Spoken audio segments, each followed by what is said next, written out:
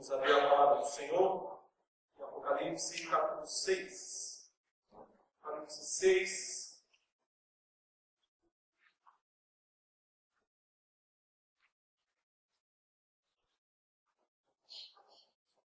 Nós vamos ler todo o capítulo, os versículos 1 até 17. Apocalipse 6, versículos 1 a 17. A palavra de Deus está registrada nesta passagem, diz assim: E quando o cordeiro abriu os 7 selos, e ouvi os 4 seres viventes dizendo como se fosse voz de trovão: Vem! Vi então, e eis um cavalo branco, e o seu cavaleiro como arco, e foi-lhe dada uma coroa, e ele saiu vencendo para vencer. Quando abriu o segundo selo, ouvi o segundo ser vivente dizendo: Vem! E saiu outro cavalo vermelho, e ao seu cavaleiro foi-lhe dado tirar a paz da terra, para que os homens matassem uns aos outros. Também lhe foi dada uma grande espada. Quando abriu o terceiro selo, ouvi o terceiro ser vivente dizendo: Vem! Então vi, e eis, um cavalo preto, e o seu cavaleiro com uma balança na mão. E ouvi uma como que voz no meio dos 4 seres viventes dizendo: Uma medida de trigo por 1 denário, 3 medidas de cevada por 1 denário. Não danifiques o azeite e o vinho. Quando o cordeiro abriu o 4º selo, ouvi a voz do 4º ser vivente dizendo: Vem! Olhei, e eis um cavalo amarelo, e o seu cavaleiro, sendo este chamado Morte, e o inferno estava seguindo. E foi-lhes dada autoridade sobre a 4ª parte da terra, para matar a espada, pela fome, com a mortandade e por meio das feras da terra.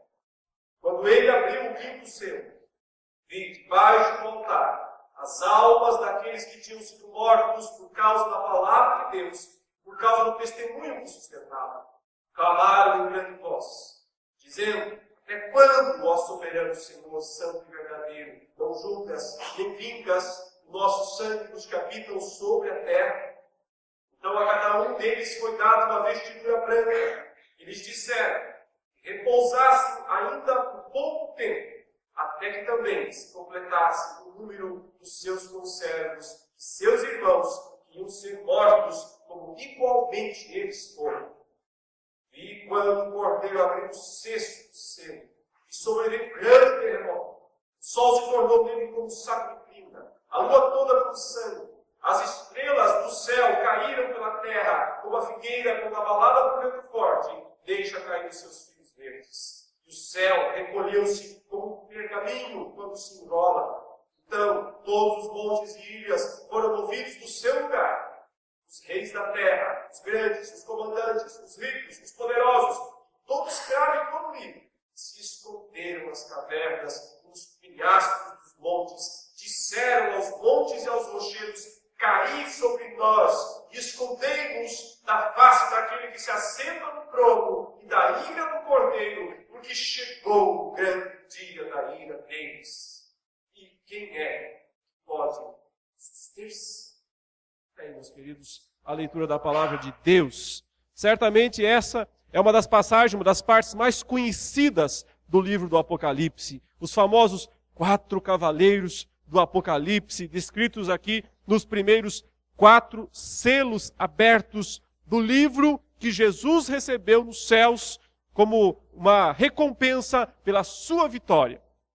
E certamente também não há texto mais confusamente interpretado na história da igreja. Todo tipo de significado que você possa imaginar já foi dado a esses cavaleiros ou a esses selos do livro do Apocalipse. Na maioria, talvez até possa dizer sempre, essas interpretações erradas decorrem do não entendimento do capítulo 5. É o capítulo 5 que nos faz entender o capítulo 6.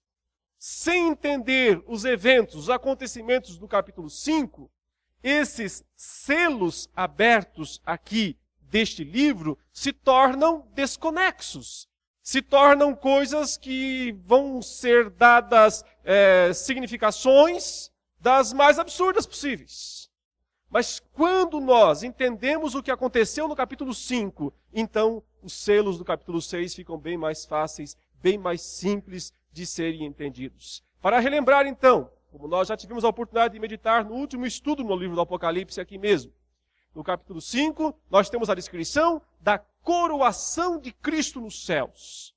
O momento em que Jesus, após ter morrido pelos pecados do seu povo aqui na terra, após ter ressuscitado dos mortos para consumar a vitória dele, e após ter subido aos céus na ascensão, quando Cristo, depois daqueles 40 dias que ele apareceu aos discípulos após a sua ressurreição, ele se elevou aos céus, ele subiu aos céus. Esta subida de Cristo aos céus, o momento da coroação de Cristo como o vencedor da morte, como o vencedor do pecado, como o vencedor do mal. É então que ele recebe um título que sempre foi dele, mas agora ele pode ostentá-lo plenamente. Rei dos reis e Senhor dos senhores. Porque ele conquistou a grande vitória sobre Satanás, porque Satanás pensava que ao crucificar Jesus, ao levar Jesus à cruz, Satanás pensava que estava obtendo a grande vitória, o grande triunfo sobre Deus. Não é sem razão que os evangelhos descrevem que Satanás entrou em Judas Iscariotes na noite da última ceia, e então Judas, possesso de Satanás, foi vender Jesus por 30 moedas de prata. Não há dúvidas, Satanás é o autor, de certo modo, da crucificação de Cristo. É evidente que foram os homens, foram os romanos, foram os religiosos, foram os sacerdotes, os falsos acusadores, mas por trás deles todos estava o poder do dragão, o poder de Satanás. Ao levar Cristo, ao usar os instrumentos humanos para fazer Cristo ser morto, ser crucificado, Satanás pensava que estava obtendo sua maior vitória. Uma maneira de mostrar para Deus: é isso que fazemos com o seu filho, é isso que o mundo faz com o seu filho, desista desse mundo, mais ou menos isso. Essa é a resposta que o mundo dominado pelo mal, pelo pecado, faz com o Filho de Deus, dá em relação ao ministério, à vinda do Filho de Deus. Mas Satanás não sabia, justamente porque ele não é onisciente, porque ele não tem todo o conhecimento, e porque só Deus tem o conhecimento completo, que a morte de Cristo na cruz seria a grande derrota do próprio Satanás. É assim que, por exemplo, o autor aos Hebreus descreve a vitória de Cristo no capítulo 2 da carta. Ele diz assim, que Cristo, por sua morte, destruiu aquele que detinha o poder da morte, a saber, Satanás. O que Cristo fez com Satanás na cruz, a Bíblia chama de destruição. Diz que ele foi destruído lá na cruz do Calvário. É evidente que ele não foi destruído como ser, como entidade espiritual, como um anjo decaído, ele não foi destruído. O que é que foi destruído? O poder que ele possuía, o poder da morte. É assim que Hebreus relata. Por sua morte destruiu aquele que detinha o poder da morte. É claro que Satanás nunca teve poder de matar ninguém, a menos que Deus autorizasse, como é o caso dos filhos de Jó. Mas o poder da morte é um poder de acusação. É um poder de exigir que os pecadores sejam punidos. Esse poder Satanás detinha. Ele era o detentor do poder de acusar o povo de Deus. E quando Jesus morre na cruz, então esse poder é tirado dele. Ele perde esse direito de acusar o povo de Deus lá nos céus. Por isso que a Bíblia diz, quem intentará acusação contra os eleitos de Deus? É Deus quem os justifica. Quem os condenará? É Cristo Jesus quem morreu, ou antes quem ressuscitou, e está à direita de Deus e intercede por nós. Então observe o que aconteceu na ascensão de Cristo. a subida de um, a descida do outro. A subida de Cristo aos céus, como nosso advogado diante de Deus, à direita de Deus, causa a queda, a expulsão do diabo. E então ele tem que descer à terra, como vai descrever o capítulo 12, que nós ainda chegaremos lá um dia, se Deus quiser. No capítulo 5, é que há a descrição desta coroação de Cristo nos céus. E pelo menos 3 vezes é dito que o motivo, a causa da coroação de Cristo nos céus é a morte dele. Sim, porque a morte dele na cruz foi o pagamento da dívida. O pagamento da dívida do pecado do povo de Deus em toda a história, desde Adão até o último eleito que for redimido no tempo por vir. Foi isso que Cristo pagou lá na cruz. Por sua morte, diz o texto do capítulo 5, ele comprou os que procedem de toda tribo, raça, língua e nação. Por sua morte, ele adquiriu pessoas. Ele não adquiriu o mundo inteiro. Ele não adquiriu todas as nações. Ele adquiriu pessoas de todas as tribos, raças, línguas e nações. Por exemplo, não todos os brasileiros, mas um grande número de brasileiros. Não todos os chineses, mas um grande número de chineses. Ele adquiriu, ele comprou, ele pagou. Pagou o preço dessas pessoas. São dele, pertencem a ele. Vai salvar essas pessoas.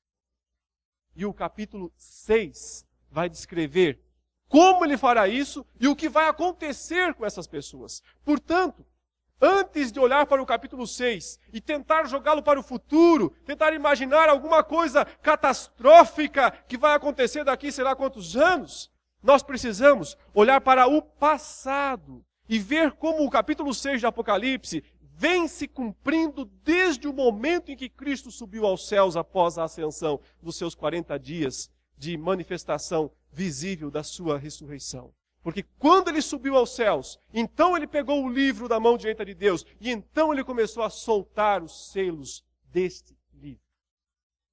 E não é sem razão que o primeiro dos selos deste livro é descrito aqui como um cavaleiro branco. Veja outra vez a descrição, verso 1. Vi quando o cordeiro, ou seja, é Jesus mesmo quem está abrindo. Vi quando o cordeiro abriu um dos 7 selos. E ouvi um dos 4 seres viventes dizendo como se fosse voz de trovão, vem.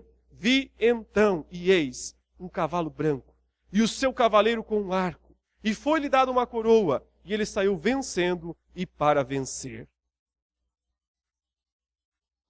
Apesar da tentativa de muitos intérpretes, especialmente os nossos irmãos da linha chamada dispensacionalista, tentarem identificar esse primeiro cavaleiro com o anticristo, nós precisamos recusar totalmente essa interpretação. Primeiro porque o anticristo nunca é descrito em Apocalipse com a cor branca. A cor branca sempre é sinônimo de pureza, sempre é sinônimo de santidade em Apocalipse. Segundo porque é dito que esse cavaleiro aqui é vitorioso e para vencer. O anticristo tem vitórias temporárias, concedidas por Deus, vitórias temporárias, mas algo dessa magnitude, é uma descrição de invencibilidade. Ele saiu vitorioso e para vencer, ele é invencível. Algo com essa magnitude nunca poderia ser aplicado ao anticristo. Mas então, a que se refere o primeiro cavaleiro de Apocalipse, ou o primeiro cavaleiro do capítulo 6? Seria o próprio Cristo? Não dá para identificar com o próprio Cristo. Por quê? Porque é Cristo quem está abrindo o selo. Então ele não pode ele mesmo abrir o selo do livro e ele mesmo ser o que sai de dentro, digamos. Ele está abrindo o selo do livro, logo ele não pode ser esse cavaleiro que sai a partir da liberação do selo. E também, já foi notado muitas vezes, que Jesus Cristo, embora também seja um cavaleiro montado num cavalo branco, no capítulo 19 do livro, mas a arma de Cristo é uma espada. E a arma do cavaleiro branco, do primeiro selo, é um arco. Então, há aqui uma pequena diferença, mas é uma diferença importante. Algo também importante de notar é que ele tem uma coroa.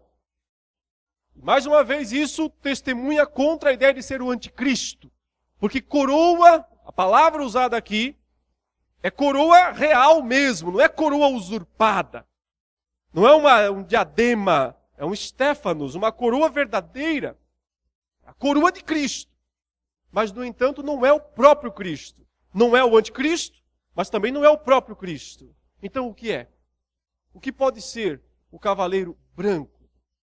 Entendendo a sequência dos eventos. Cristo morreu na cruz. Pagou o preço do pecado do seu povo. Comprou, adquiriu pessoas para si, de todas as tribos, raças, línguas e nações.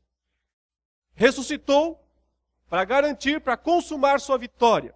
Subiu aos céus, expulsou de lá o dragão, ele perde o seu trono, ele perde sua autoridade, ele perde seu poder de acusação e perde o direito de enganar as nações, como vai ser descrito depois no capítulo 20 de Apocalipse. Então, o que pode ser o primeiro selo, se não a ordem e a garantia de Cristo para que o Evangelho seja pregado em todas as tribos, raças, línguas e nações. E para que o Evangelho obtenha a vitória completa durante todo o período determinado por Deus para que o Evangelho seja pregado. É importante lembrar que o Evangelho tem início, teve início e terá um fim. Ele não vai ser pregado infinitamente, eternamente. Um dia, a pregação do Evangelho na terra cessará, quando Deus oferecer a última oportunidade aos homens. Parecido como quando aconteceu o dilúvio. Estava lá a arca por vários anos. As pessoas podiam entrar na arca, estava acessível. Mas quando a porta da arca se fechou, ninguém mais podia entrar. O tempo havia cessado. Um dia, a pregação do Evangelho terá cumprido o seu papel. Então, quem entrou, entrou. Quem está dentro da arca, está dentro. Quem está fora, não entra mais. Mas durante o período da pregação do Evangelho, é importante notar que ele é invencível, vitorioso e para vencer. Ninguém pode deter o avanço do Evangelho em todo o mundo, porque Cristo conquistou isso. E foi ele quem disse isso com todas as palavras, sem linguagem apocalíptica como aqui, mas com linguagem direta e clara, no texto que nós lemos durante o culto. Mateus 28, 18 a 20. O que ele disse? Toda a autoridade me foi dada. Onde? Nos céus, claro. Ele subiu lá e foi coroado Rei dos Reis e Senhor dos Senhores. Mas onde mais, ele disse? Na terra. Consequentemente, uma vez que ele disse, uma vez que eu recebi toda a autoridade nos céus e na terra, vocês podem ir. Ide, portanto, fazei discípulos de todas as nações, batizando-os em nome do Pai, do Filho e do Espírito Santo, ensinando-os a guardar todas as coisas que vos tenho ordenado. E eis que eu estou convosco todos os dias até a consumação dos séculos. A sequência é clara, é lógica.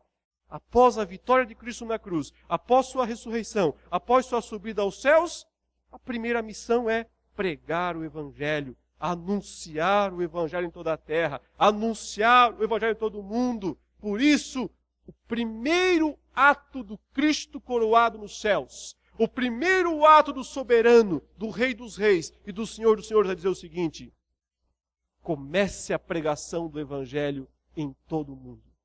Nada, nem ninguém poderá deter. Sabe qual é a grande garantia do sucesso da pregação do Evangelho? Cristo. Ele é a garantia do sucesso da pregação do Evangelho. Ele disse: eu recebi toda a autoridade nos céus e na terra. Vocês só precisam ir. Vocês só precisam pregar. Mas a autoridade é minha. Não existe instrumento mais poderoso do que o Evangelho. Por isso mesmo Paulo diz dele o quê? Que o Evangelho é o quê? O poder de Deus para a salvação de todo aquele que crê, primeiro do judeu, mas também do grego. Internacional. Esta é a ideia. Um poder internacional, um poder que avança em todas as tribos, raças, línguas e nações, e que nada nem ninguém pode deter.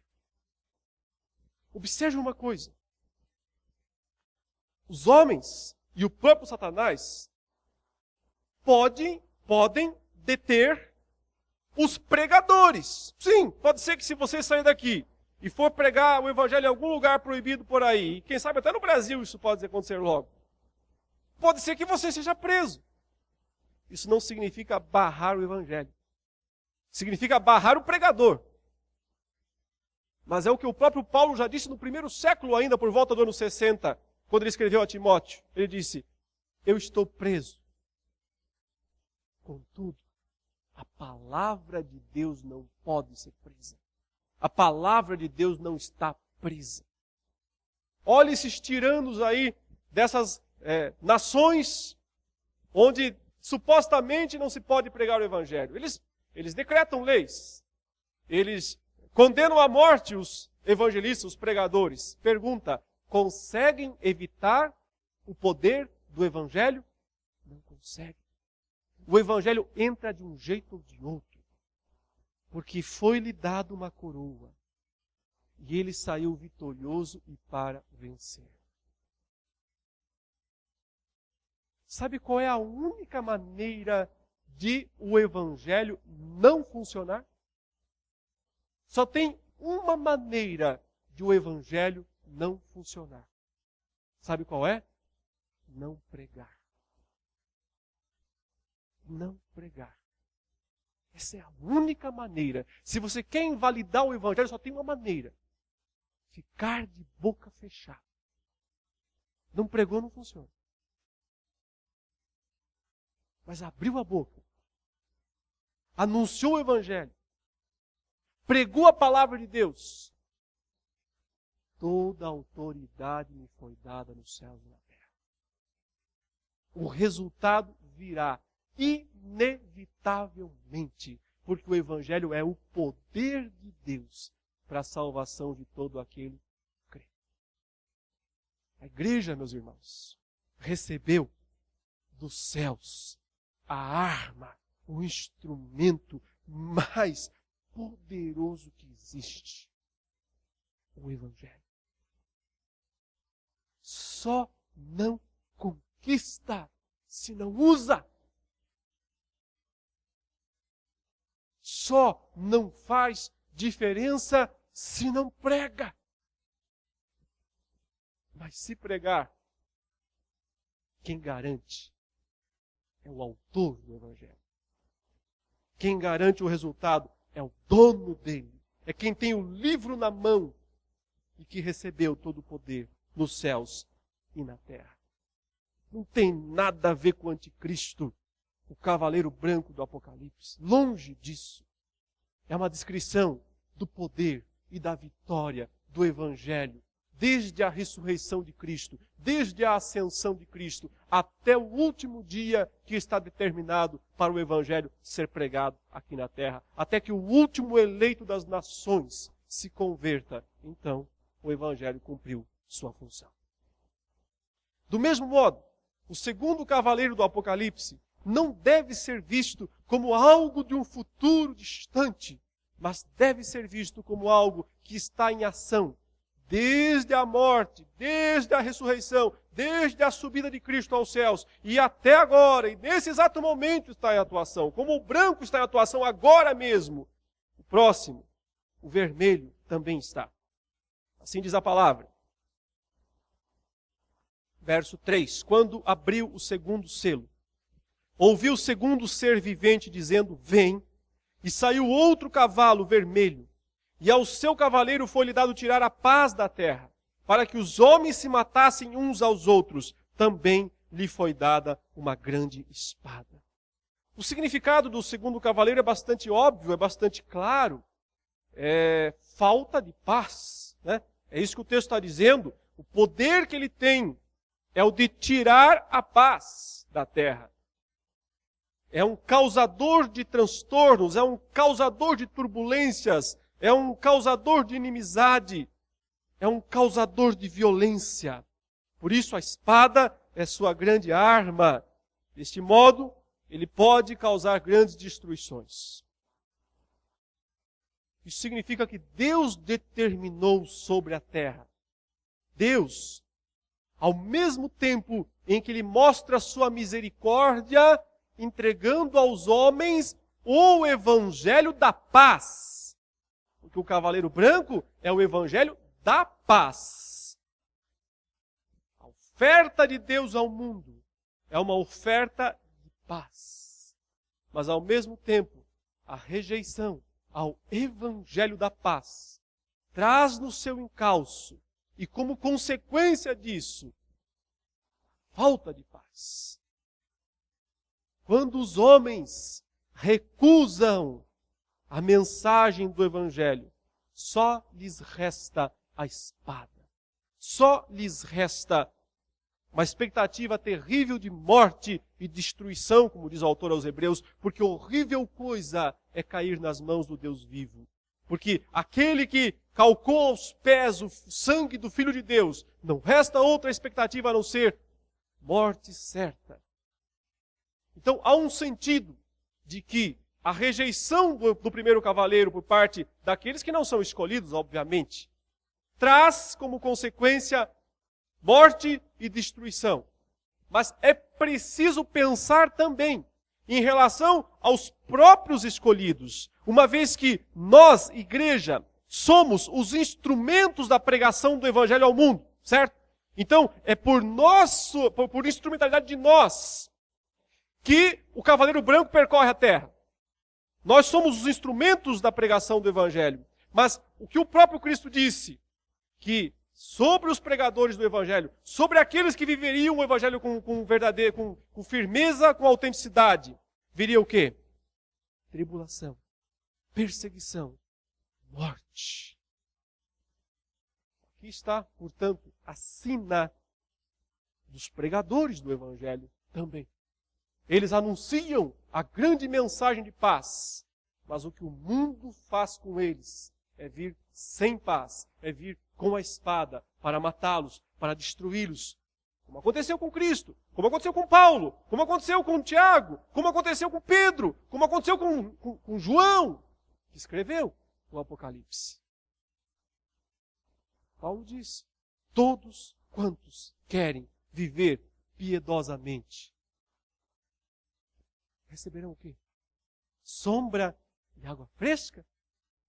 Todos quantos querem viver piedosamente receberão o quê? Perseguições. Sofrerão perseguições.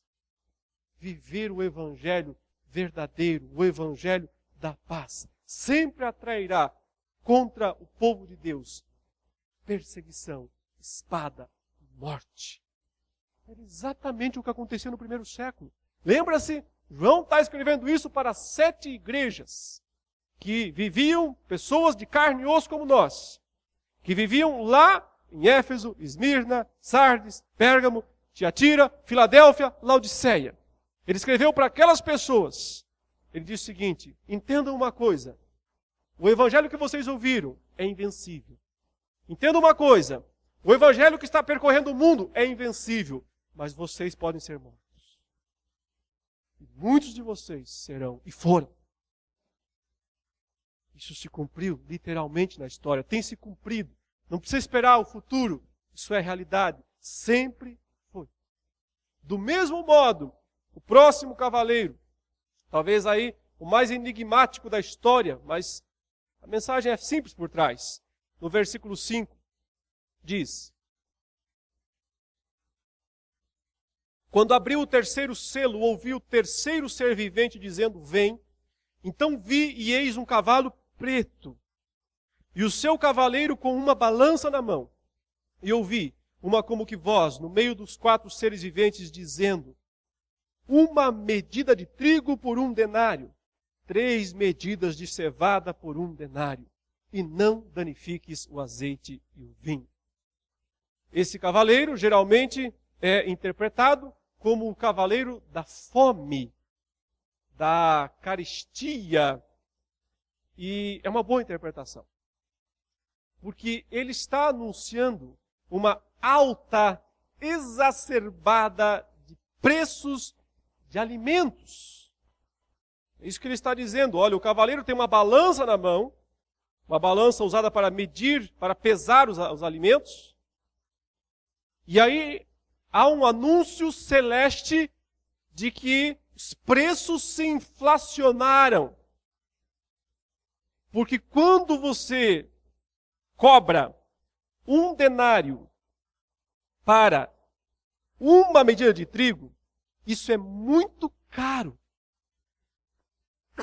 Só para você entender, 1 denário representa, ou representava, nos dias do Novo Testamento, no primeiro século, o que um trabalhador recebia por 1 dia de trabalho. Era o salário de 1 dia de trabalho. O salário de um diarista, digamos assim. Hoje, nesse caso, os diaristas, os trabalhadores autônomos, recebem em torno de 70 a 90 reais, dependendo da função. Diarista, a pessoa que trabalha em construção civil, normalmente a diária para essas funções varia aí de 70 para cima. Vamos colocar então, assim, uma diária bem baixa aqui, 50 reais.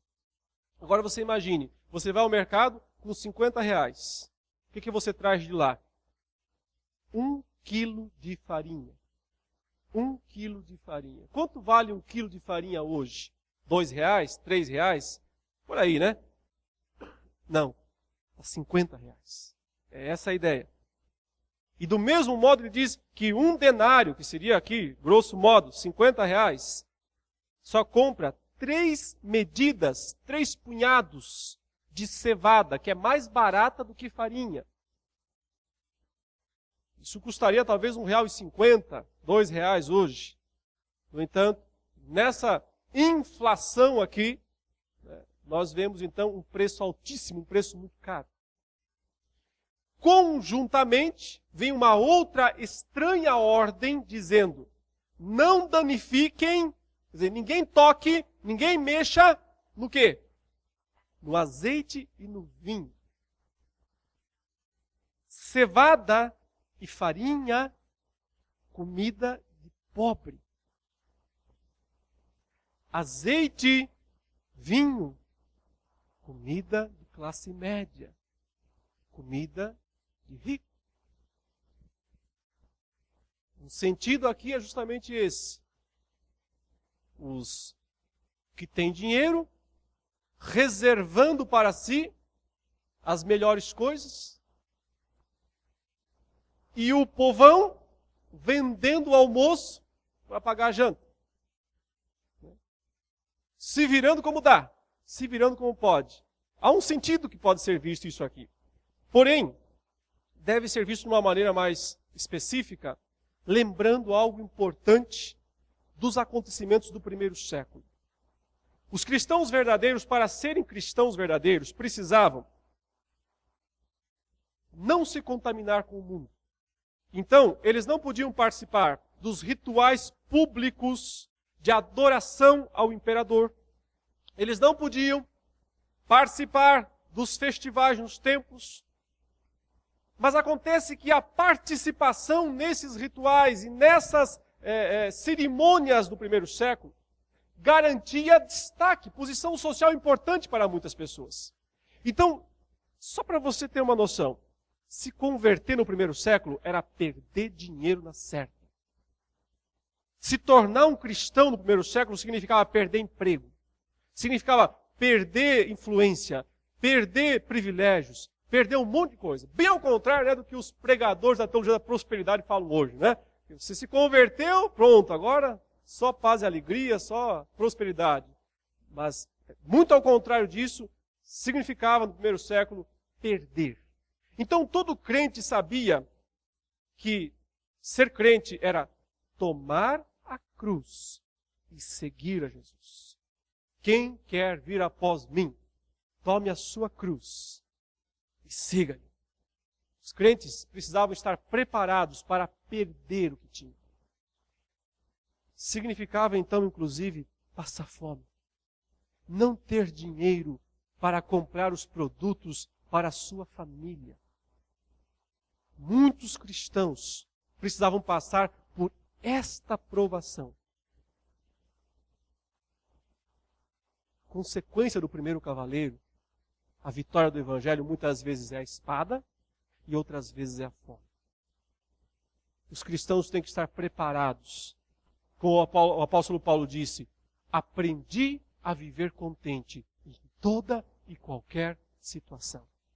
Tanto sei ser honrado como humilhado. De tudo tenho experiência, tanto de fartura, mesa cheia, quanto de fome, mesa vazia. O cavaleiro preto representa que o cristão precisa estar preparado para enfrentar os altos e baixos da vida, lembrando de algo primordial, importante. Porque quando uma ordem que vem do céu diz não danifiques o azeite e o vinho, o que Deus está dizendo é o seguinte: você cristão não pode se envolver com revolução. Não é parte do seu ministério. Não é você que vai derrubar governo. Não é você que vai subverter a ordem. Porque havia uma tendência, uma sensação seguinte: ué, se nós não temos nada, por que não podemos pegar as comidas dos ricos? Não, não pode. Porque faz parte da vida cristã resignação. É uma das mensagens comuns em Apocalipse. Ele vai dizer assim: aqui está a paciência dos santos. Quem leva para cativeiro vai. Quem mata a espada será morto à espada. Então, não há na palavra de Deus justificativa para o cristão se envolver, por exemplo, um caso simples, um golpe de Estado. Vamos derrubar o rei e vamos colocar outro no lugar. Não há. O cristão é ensinado a orar pelas autoridades, a pregar para elas, mas não é ensinado a enfrentá-las. Não é ensinado a desrespeitá-las. É ensinado a entender que não há autoridade que não proceda de Deus. E que se alguém governa, porque Deus investiu de autoridade. Isso é difícil. É difícil essa ordem. Não toque no azeite e no vinho dos ricos. Mas é o que o Evangelho ensina. No sentido de dizer que nós não podemos lançar mão da nossa força para tentar satisfazer e de forma ilícita as nossas necessidades. Ao contrário, resignadamente, esperar em Deus. Ele nos recompensará no tempo certo. O quarto cavaleiro, que está aqui no versículo 7, é uma junção dos anteriores, de certa forma, mas leva um pouco além, porque diz: quando o cordeiro abriu o quarto selo, ouvi a voz do quarto ser vivente dizendo: vem, e olhei, e eis um cavalo amarelo, e o seu cavaleiro, sendo esse chamado Morte, e o Inferno, a palavra grega aqui é Hades, o Hades o estava seguindo, e foi-lhes dada a autoridade sobre a quarta parte da terra, para matar, veja, 4 instrumentos: pela espada, que já foi citada no segundo cavaleiro, pela fome, que já foi citada no terceiro cavaleiro, e agora com mais 2 instrumentos: com a mortandade, que talvez signifique doenças, pestes, e por meio das feras da terra, animais selvagens, feras. Através desses 4 instrumentos, portanto, espada, fome, peste e feras, há um morticínio. Então, perceba uma coisa importante. Os 4 cavaleiros estão em ação há muito tempo. Devemos, portanto, ver os eventos de grandes destruições que acontecem no mundo como ações autorizadas por Deus. Muitas vezes por causa da reação do mundo ao Evangelho. E outras vezes, quando nos diz respeito, como testes para aqueles que pregam o Evangelho.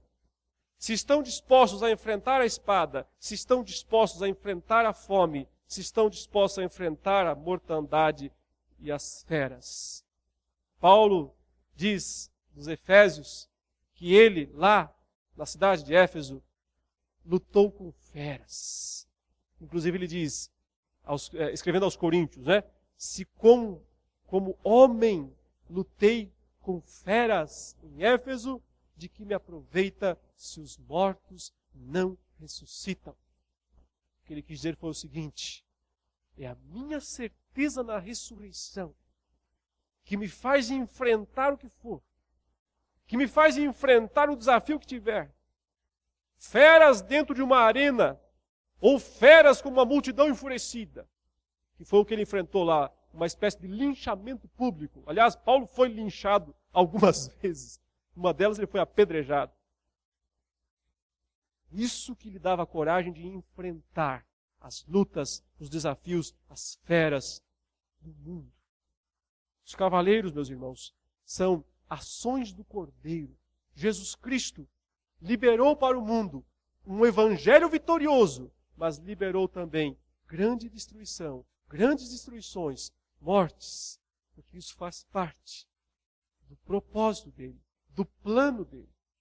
Note que o quinto selo vai falar de quem? Dos mortos. Os mortos que já estão morrendo desde o segundo selo. Eles então agora, lá no céu, é que são consolados. Diz assim, quando ele abriu o quinto selo, vi debaixo do altar as almas daqueles que tinham sido mortos por causa da palavra de Deus e por causa do testemunho que sustentavam. Clamaram em grande voz, dizendo, até quando, ó soberano Senhor, santo e verdadeiro, não julgas nem vingas o nosso sangue dos que habitam sobre a terra?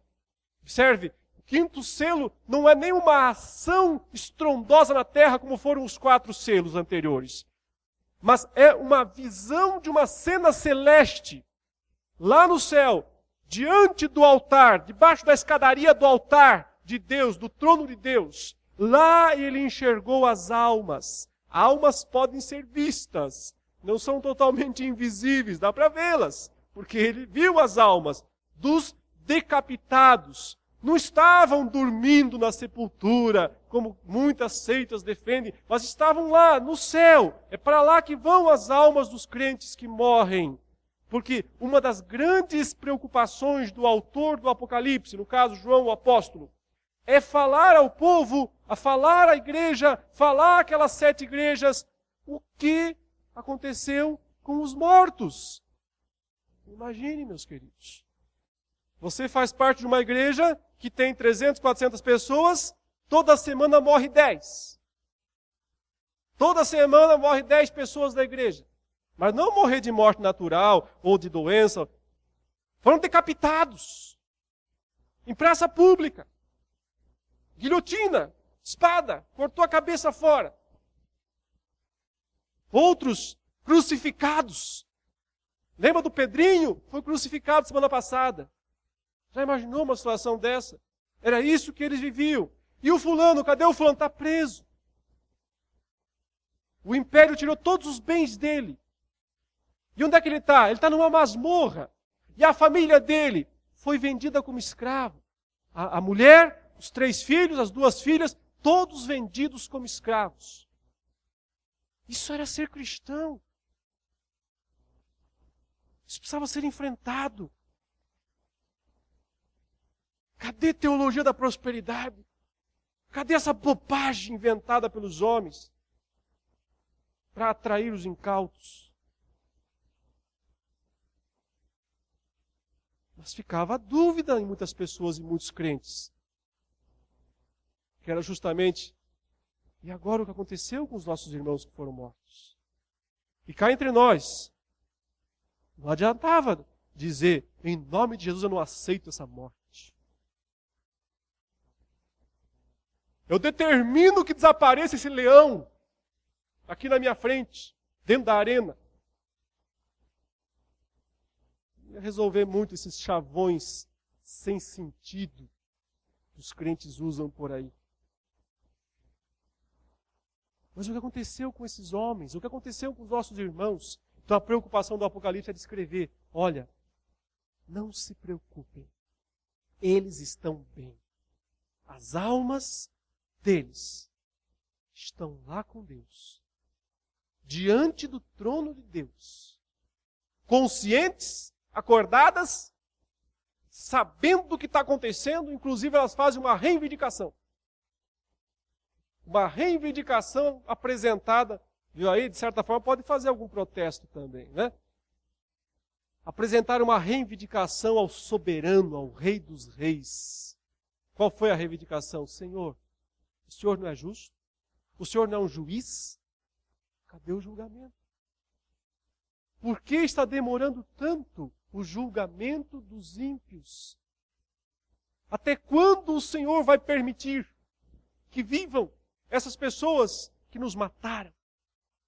Ou seja, as almas dos decapitados, e provavelmente João estivesse pensando aqui num grupo específico de cristão, de alguma daquelas igrejas lá do primeiro século que foram mesmo decapitados. Ele está falando desse exemplo para dizer, olha, diante de Deus, a reivindicação deles foi ouvida. Mas a resposta também é importante. Mais importante do que a reivindicação é a resposta que Deus dá. E a resposta é a seguinte, verso 11.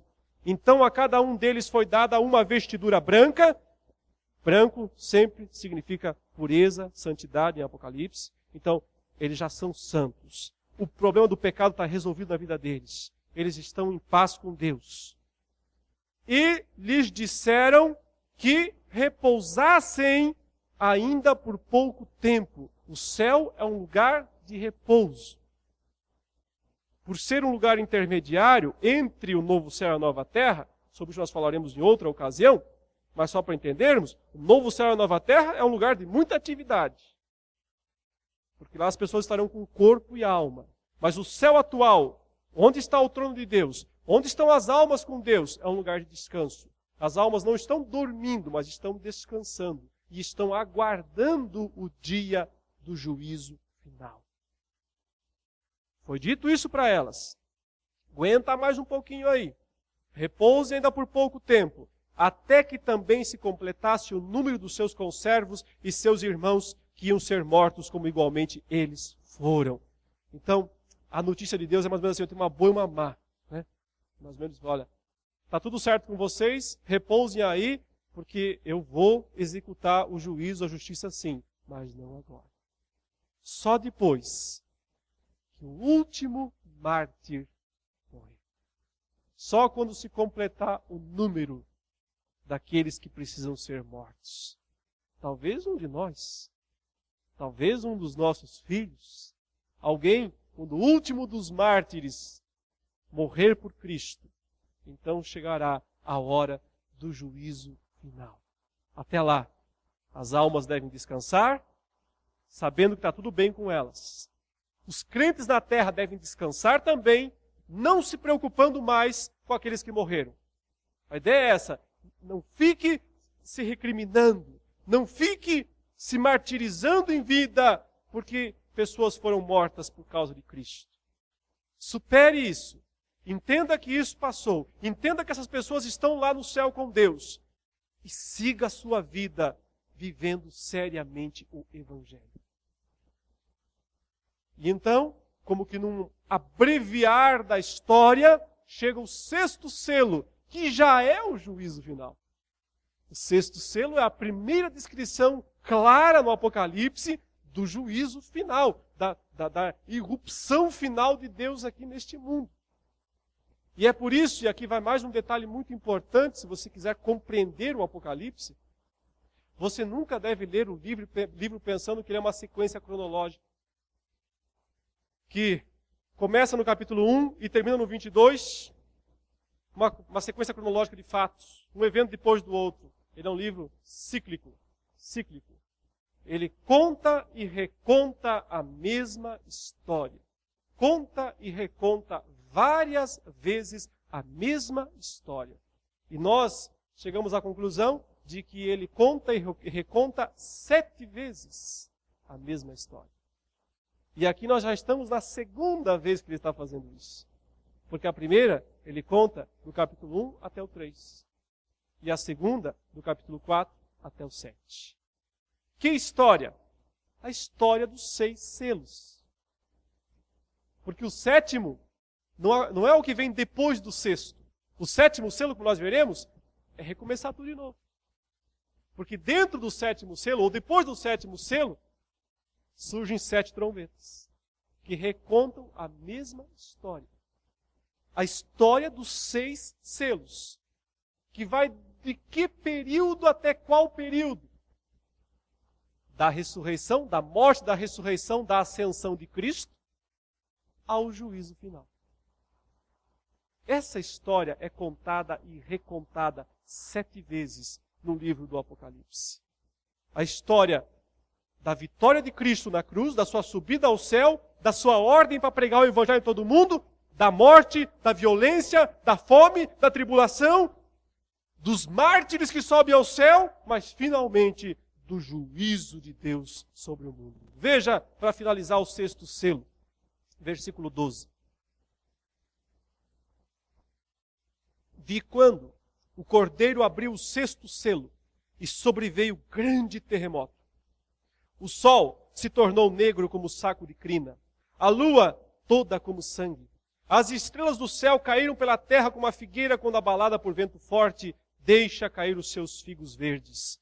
O céu recolheu-se como um pergaminho quando se enrola. Veja aí, meus queridos, alguém sobrevive a esse tipo de evento? O sol se escurecendo, a lua virando sangue, as estrelas caindo do céu, o céu se enrolando, ele fala aí, o céu se recolheu como um pergaminho. Imagine a cena. Então todos os montes e ilhas foram movidos do seu lugar. Isso aqui é a vinda de Cristo. É o retorno, é a segunda vinda de Jesus. Quando ele toca, seus pés tocam a terra e os montes pegam fogo.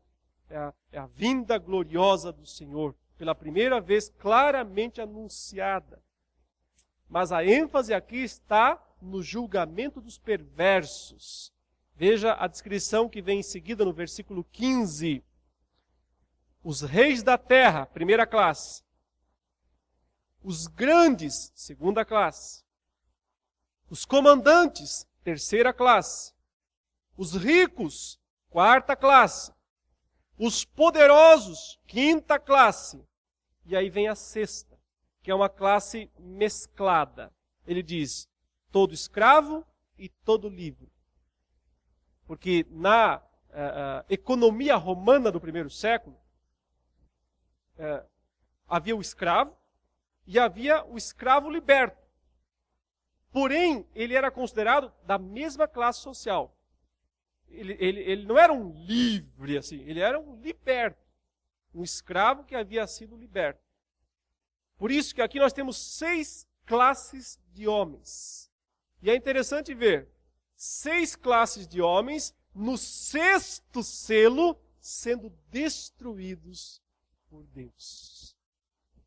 O número 6 em Apocalipse é o número do homem, até porque o número da besta é um triplo 6, e representa o juízo de Deus sobre o mundo, sobre a humanidade, sobre os homens pecadores. Essas 6 classes de homens, o que acontece com elas? Diz aí no versículo 15, se esconderam nas cavernas e nos penhascos dos montes, e disseram aos montes e aos rochedos, caí sobre nós, e escondei-nos do quê? Da face daquele que se assenta no trono, o Pai, e da ira do Cordeiro, o Filho. Porque chegou o grande dia da ira deles. E quem é que pode sobreviver? Quem é que fica em pé? Essa ideia. Quem desses poderosos, quem dessas classes grandiosas de homens, ou mesmo das classes mais baixas, mas que não são cristãos, mas que não são crentes, quem desses vai aguentar em pé? Quando Cristo retornar. Então, o pedido das almas do quinto selo é atendido no sexto selo, que antecipa de forma gloriosa o juízo final. Portanto, os 6 selos narram que história?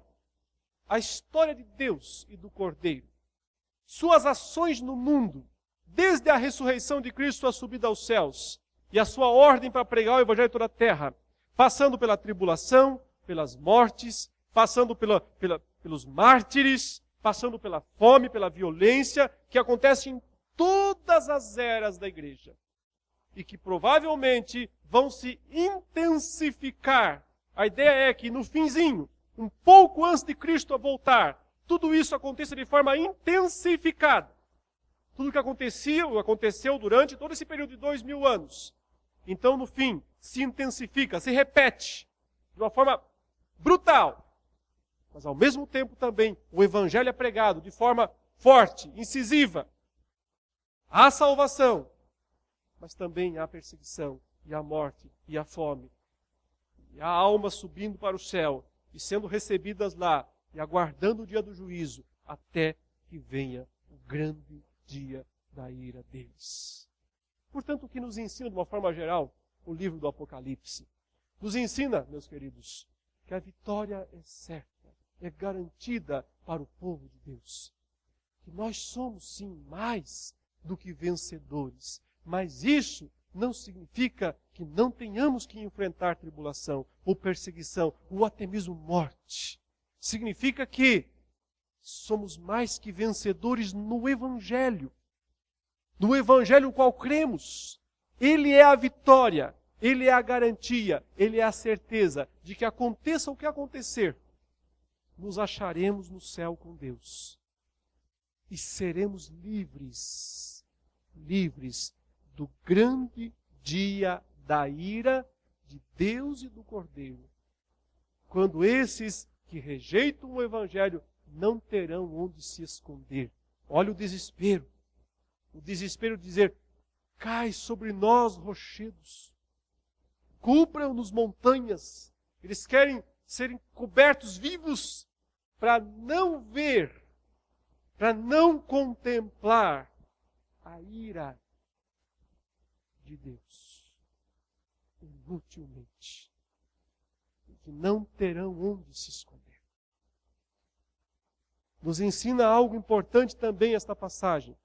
Deus nos deu o maior, o mais poderoso instrumento de vitória. O Evangelho. Abra a tua boca, eu encherei. O Senhor Deus diz ao profeta. Ele diz a nós, pregue a palavra. Quer seja oportuno, quer não.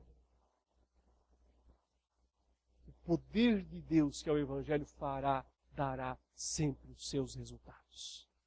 Fala e não te cales. Deus disse para Paulo, tenho muito povo nesta cidade que você está.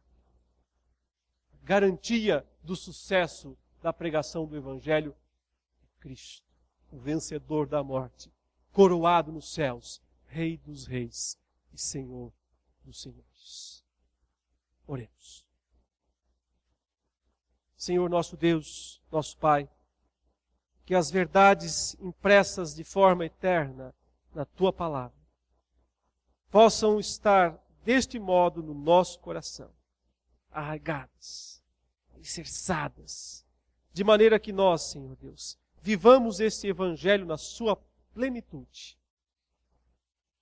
Mesmo que tenhamos que pagar o preço disso, certos de que a nossa vitória e a nossa coroa não poderá ser tirada de nós. Fortalece, Pai, a Tua igreja, o Teu povo, em nome de Jesus. Amém.